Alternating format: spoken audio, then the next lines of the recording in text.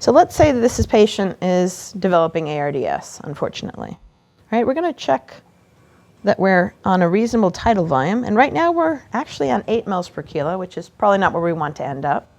But if you wanted to check a plateau pressure, how would you do that?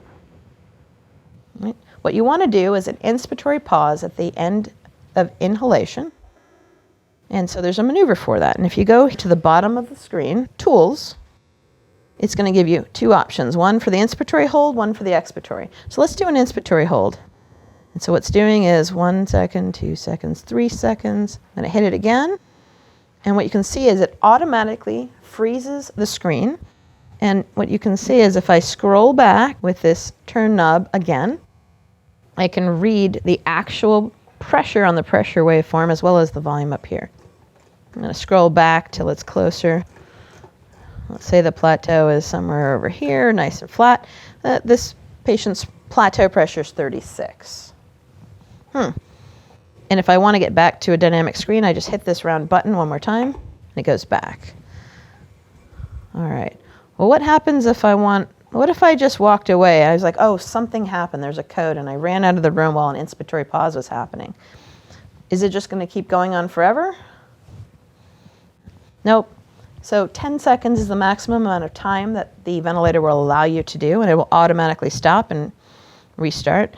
What you can see, again, we're frozen. We're going to check, and we still have, you can see that their pressure is about 34 to 35. If you scroll back, it's pretty stable.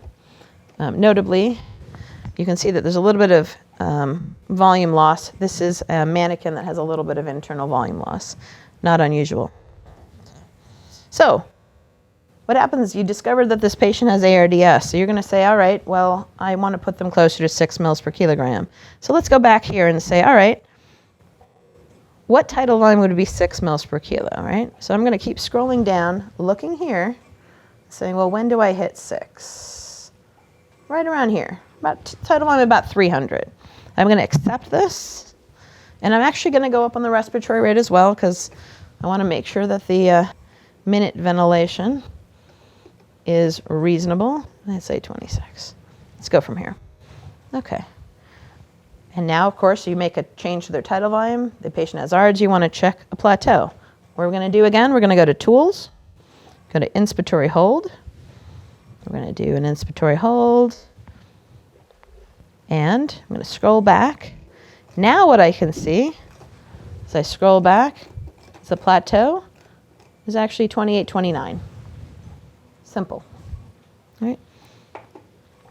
And I want you guys to get used to checking plateau pressures yourself. I think it's a good idea to see the plateau happening. Oh. So now we're hitting a high frequency alarm. So that brings us to a question of where are our alarm limits?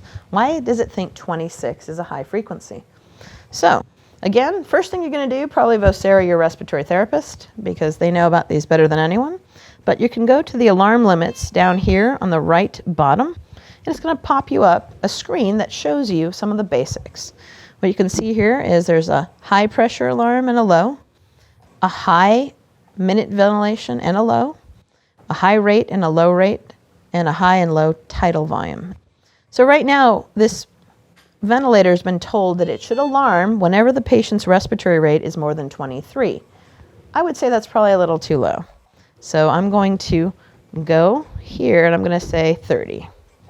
Okay? And what you see is immediately that alarm went away. And we'll have a whole section for talking about alarms on the ventilator, how to figure out what they are and what to do for them. Whenever you change alarm limits, please make sure if your respiratory therapist isn't there doing it with you that you communicate with them, because changing an alarm limits can expose patients to harm if we're not all on the same page. Okay, so let me get out of there. All right, so that's volume AC on the vent. You know how to set it, you know how to read what's going on, and you know how to check a plateau pressure.